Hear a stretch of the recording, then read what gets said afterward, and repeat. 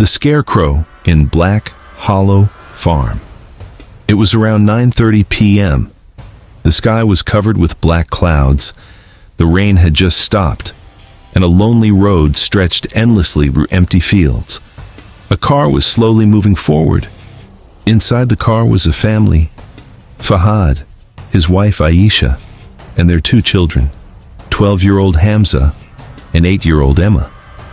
Fahad smiled and said, "Just a little more. We'll reach the farmhouse soon." Emma looked out of the window.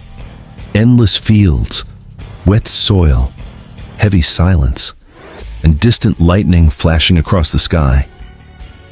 Then she saw it, a scarecrow standing by the road. But it wasn't normal. Its face was made of sackcloth, stitched into a strange, twisted smile. Its arms were stretched wide, as if stopping someone from passing.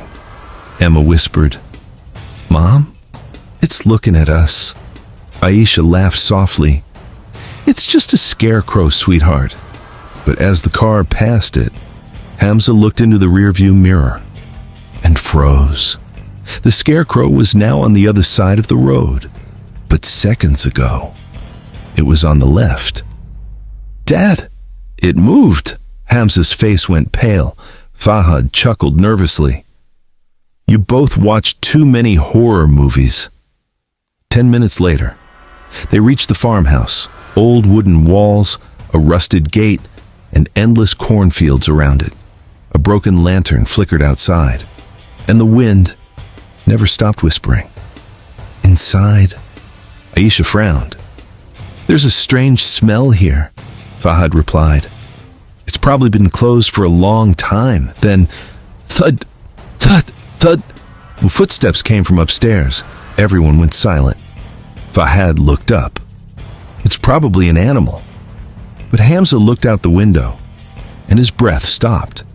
The scarecrow was outside, standing closer than before, completely still. Midnight came, and the power went out. Darkness swallowed the house. Emma started crying.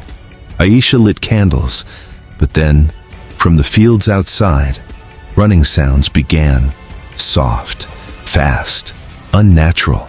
Fahad stepped outside with a flashlight. Rain started falling again. He pointed the light into the fields. Nothing. Until he saw it. The scarecrow. Now very close. Too close. Its clothes were soaked, and its stitched smile looked wider than before. Fahad shouted, "Someone is playing a joke!" He stepped forward and touched it, but something was wrong. It wasn't wood. It was soft, like skin. Slowly, the scarecrow turned its head toward him. Fahad screamed and ran. He reached the farmhouse door and stopped. It was locked from the inside. And in the upstairs window, Emma was standing, smiling, but it wasn't her smile. It was wrong, too wide, too still, too unnatural. A voice came from inside the house. "He's already inside." Then the fields began moving. Dozens of scarecrows, slowly rising from the corn, surrounding the house, everywhere, watching, silent. Fahad felt a hand on his shoulder. He turned and froze. The first scarecrow stood behind him, but its sackcloth face was torn open. Inside was something human, rotting, breathing, smiling. "We needed new ones," it whispered. And then all the scarecrows moved at once. The next morning, the farmhouse was empty. No family, no signs, only the fields remained. But now, 4 new scarecrows stood in the cornfield.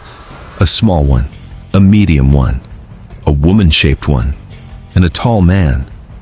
All of them had stitched smiles, and every time the wind blew, it sounded like they were laughing softly, endlessly, as if they were still watching someone approach the farm.